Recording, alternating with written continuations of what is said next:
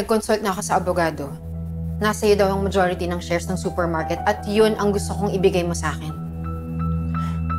Betsy, para mo na rin sinabi na isuko ko lahat ng pinaghirapan ng parents ko sa'yo. This is their legacy. I can't do that. Gusto kong i-secure ang future ng anak ko. Kapag naoperahan si Robert, magigising siya at alam kong hindi niya pa rin ako tanggap bilang ina ng anak namin. Kaya gagawin ko to alang-alang sa anak ko. Huwag ka magtago sa pagiging ina mo. Sabihin mo, mukha ka lang talagang pera. Ang dami mong satsat, Gina. Ang daming nasasayang na oras. Nasa peligro ang daddy mo. So, anong desisyon mo?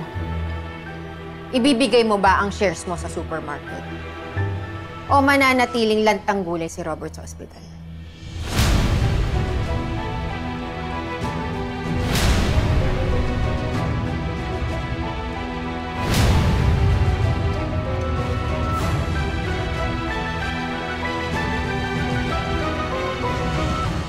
Nagpapatawa ka ba? Hindi ko isusuko lahat ng pinaghirapan ng parents ko sa'yo. So ano, hahayaan na lang natin si Robert? Akala ko baka pakanan niya ang iniisip mo. Bakit parang nag-ibang ihip ng hangin? Dahil ba assets niya ang habol mo? So ang lumalabas, ikaw ang mukhang pera? Hindi ko hahayaan na kamkamin mo lahat ng pinaghirapan ni Daddy. Yan ang hirap sa'yo, Gina. Masyado kang praning. Palagi mo na lang akong pinag-iisipan ng masama. Kasi yung ka naman talaga, Betsy. Kahit magtago ka pa sa pagiging ina mo, may sungay ka at buntot ka pa rin. So ano? Tumatanggi ka?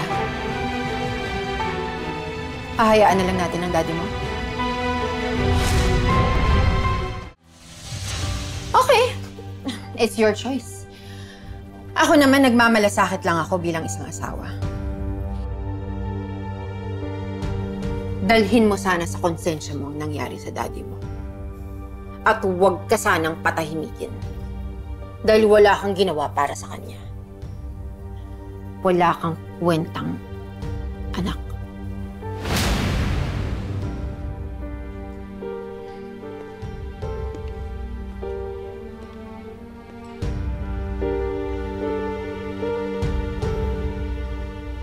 Kung talagang mahal mo ang daddy mo at gusto mo siyang maligtas, ibibigay mo ang hinihingi ko. Alalahanin mo, Gina, wala ka ng oras.